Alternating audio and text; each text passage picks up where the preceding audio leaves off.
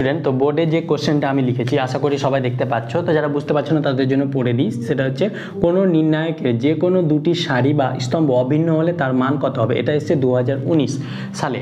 2018 সালে যে কোশ্চেনটা এসছে সেটা আমি আলোচনা করেছি, তার লিঙ্ক বা তার প্লে লিস্টের লিঙ্ক ডেসক্রিপশনে দিয়ে দিলাম, সেখান থেকে তোমরা 2018 যেটা এসছে দেখে নেবে।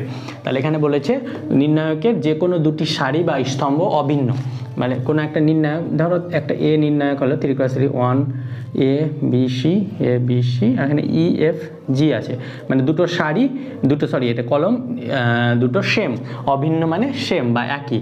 তাহলে এই রকম ক্ষেত্রে ডিটারমিনেন্ট কি হয়, ডিটারমিনেন্ট অফ এ এরকম ম্যাট্রিক্সের ক্ষেত্রে ডিটারমিনেন্ট কি হয়, 0 হয়ে যায়।